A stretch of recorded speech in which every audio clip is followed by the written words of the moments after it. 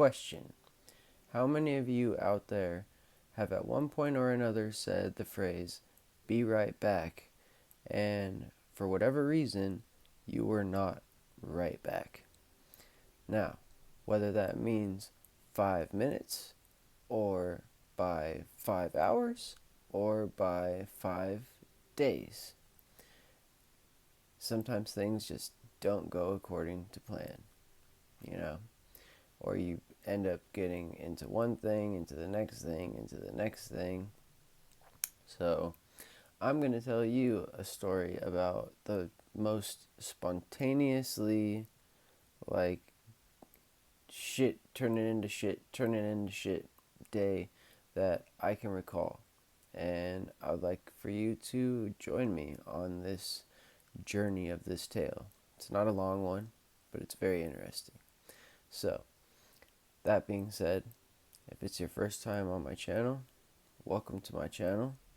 Um, these are the kind of stories that I talk about. I got plenty of them, more stories than followers at this point. Feel free to scroll and find something of your liking. And if you're returning, then you already know the deal. You know how I do, you know what I talk about, and this is just another one of my stories. So, without further ado, I'm going to light this up and we're going to get into it.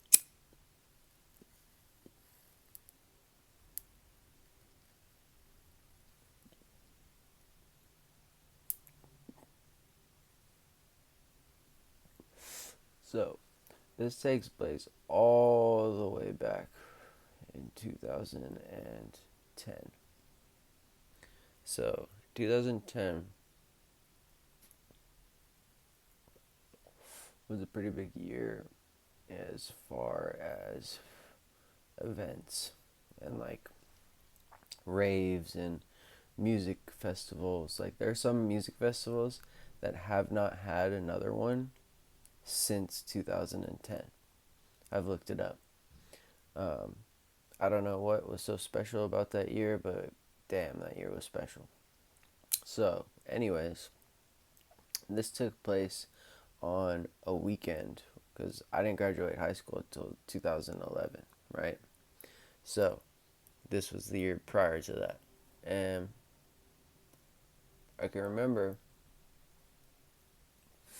me and my homie Brady, we had a long night the day before, and he crashed at my house. So, I can't remember what we were doing the night before, but he crashed at my house. We wake up the next morning, and I get a call from the homie Sean. Sean is a mutual friend who, really cool guy, learned a lot from him. Really good friend, very loyal. And um, he called me and he asked, like, yo, like, what are you doing? And I'm like, shit. Me and Brady kind of just woke up. We're trying to get some stuff together or whatever, get ourselves together and figure out what we're going to do. And it was like 9 or like 10. Sean liked to get up early. He was a surfer.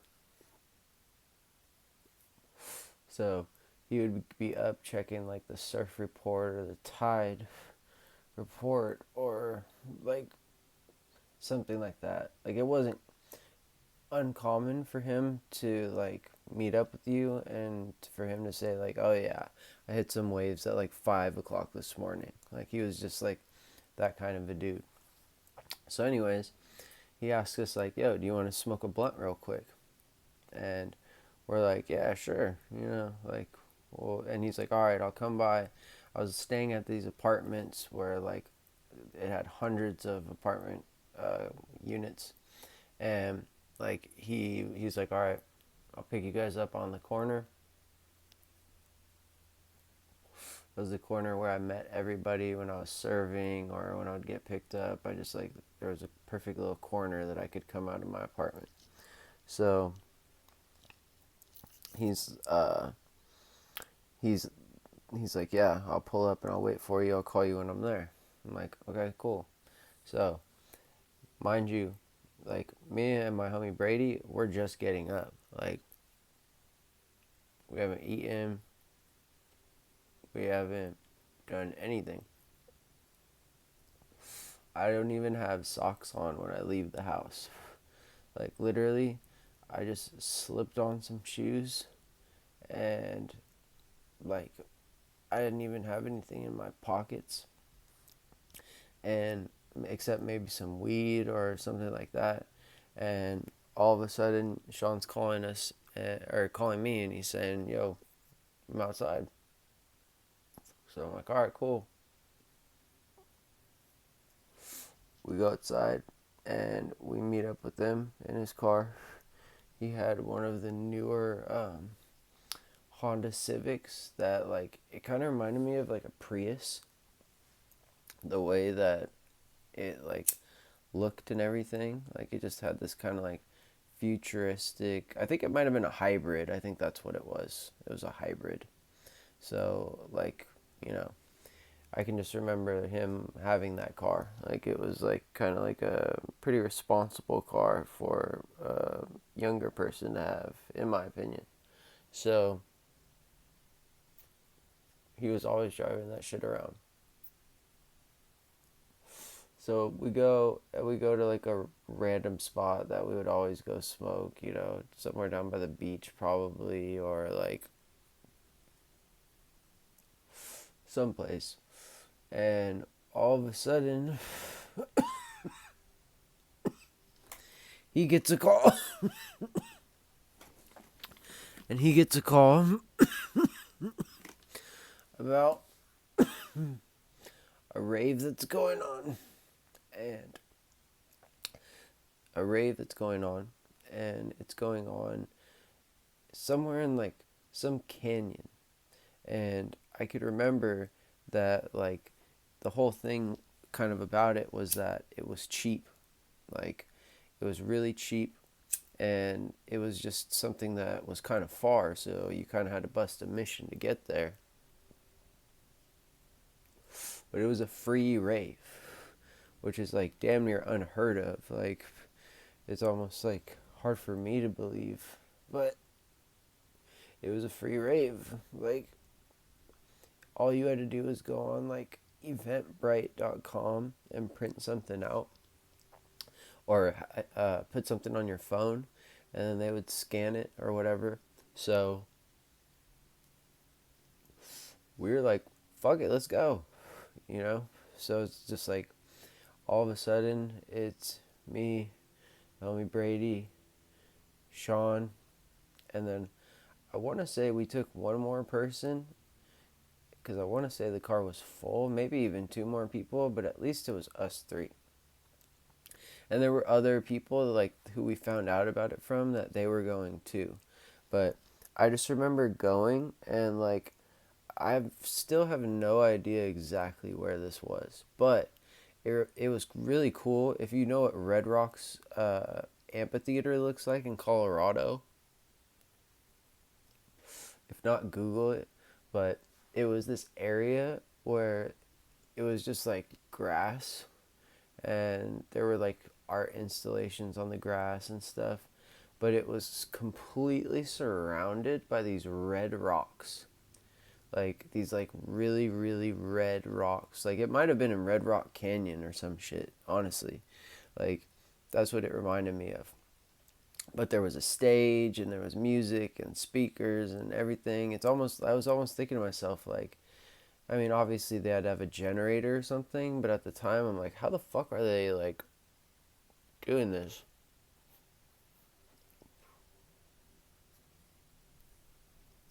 in the middle of nowhere? Like, no power, kind of like, I guess, what they do at Coachella, you know? But obviously there's some kind of like generator or something. So, anyways, we end up going to this rave, and we're there literally like for the whole time, all day. I could remember a song by the Swedish House Mafia. That was like a really really really really popular, like, I don't want to call them a band, but DJs, group of DJs, I guess. Pretty sure they all ended up splitting up and kind of doing their own solo thing, which I don't blame them for. You don't need three DJs. But I can just remember this song. I don't remember what it was called, but it was like they would use it for the promos for like EDC or Nocturnal or something, and like it was like dun dun. It was like pa pa dun dun dun dun dun dun dun dun dun dun. I know that probably doesn't help, but maybe somebody knows. I don't know. Anyways, we're there. I end up doing some acid. I end up doing some ecstasy. It was a cool time. Um, Met some people that were really cool. One of the people that we met up with, this fool Joe Hero, he was just a guy that like he could talk to anybody, man. I swear, like he just like not that it's hard to talk to people, but he just had that gift to just like be able to go up and talk and have a conversation with anybody. Like it just didn't matter. Like and like I respect him for that, and I think he's done really good in like sales. I think for his job, which makes total sense. But he was just always the guy that would like show up at an event and have like a girl on each arm or something like that. Like he just, but also he would talk to like other people too. Like it's not like he was just like hunting females or something. Like he was just a cool guy, you know. So he was there. I can remember that specifically, and we all had a good time. So finally, it came to time to leave, and you know, like where we're at, like it's starting to get dark. There's not really there's not even a cloud in the sky. I can remember. So we start driving home, and you know, the drive is like at least an hour drive, maybe like an hour and a half. Like it was pretty far. I think that was kind of the deal. Was kind of like, all right, like you know, free rave, but like you got to get there, and it's in the fucking canyon and kind of isolated. So I feel like that was kind of the deal. But we made it happen, and we got there, so it was all good. And we get back, and it's like probably like 10 o'clock at night. And of course, like the stoters that we are, once we get back to exactly like to the neighborhood, my friend Sean is like, "Do you guys want to smoke a blunt before we dip?" And of course, yeah. So he goes and he pulls into my parking garage, which was a little smoke spot. I've told a story about it, but I'll probably tell it again because it's lumped in like a group of stories, and it deserves its own story. So we we smoke right there, and by the time we're done, it's like 11:30 at night. You know, actually, it could be actually it was closer between like 12 and like 2 actually. I know it's kind of a weird window, but like I swear it was just like late at night, you know. So finally, blend is done, and he drives to the exact spot that he picked us up at, and we get out of the car. And when we get out of the car, like I'm on acid still, you know. I can't attest to anything anyone else was on, and I would never want to try to like speak on someone like that. But for me, I was for sure still on acid. So I can just remember thinking to myself, like, this is crazy. Like, this is crazy that he called me like literally over 12 hours ago and was just like, yo, you want to smoke a blunt real quick? That was exactly how he put it. Real quick. And like I was so unprepared to do anything except sit in a car and smoke some weed. And we ended up, you know, going to a fucking rave out of nowhere. Like, we planned on raves. Like, we used to wait for them. It made time go by so much faster when there's something to look forward to at the end of like every week, you know? So, like, it was crazy for it to just pop up out of nowhere and for it to be free. I can still remember the ticket was just like, it was like a ticket you would get at like a fair, like, the kind that has like the barcode, or the not the barcode, the code of numbers at the bottom, like if you enter a raffle. It was like a raffle ticket, I swear to God, man. And like, that was just all you had to do, was just show this thing on your phone and you were good. And like, I expected it to be a lot shittier than it was. It was nice, dude. It was really nice. So it was just a trip to me that, like, on the premise of, let's just go smoke a blunt real quick. Like, that was the pitch that I gave. I didn't think nothing of it. It was just like, all right, let's go smoke a blunt real quick. Come back, get some food, blah blah blah. Like I said, it was the morning, early too. Like, we hadn't started to do jack shit, and we go and end up being gone for over 12 hours in a different city, going to a rave. And I'm, like I said, I'm super fucking unprepared. Like, I think it's fair to say that all of us were unprepared to, like, not even know that a rave was going on. And then we end up going and fucking driving and busting a mission, driving back, busting a mission, and then all that just to get dropped off in the exact spot that we got picked up at fucking like 14 hours previous. And then as we were like walking back, like, because you have to cross this like street to get to my apartments from where he picked us up. And I just remember, like, I just remember talking to my homie Brady, who had like stayed at my pad the night before. And I can just remember like crossing the street and just starting to laugh. And I don't think, and he kind of asked me like what I was laughing at, or like, I think he started laughing too. And he was like, what? And I was like, dude, like, I was like, we were like, I thought we were going to be gone for literally like 10 minutes. I thought we were going to, like, seriously just be gone real quick and come back. Because I think it was a Sunday too. So, a Sunday, I'm not expecting an event to go down. Like, maybe something that started Saturday and is still going on Sunday, sure.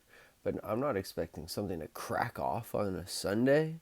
Like, especially a Sunday, like, morning slash afternoon. That was, like, very, like, weird, Nobody was expecting that. So, it was just, like, funny to me that, like, that was the premise of what we left my house under.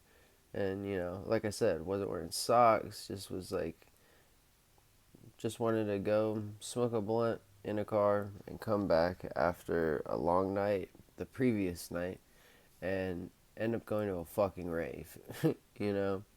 So sometimes things just happen like that. Like, I could definitely, like, I'll give you one more example real quick.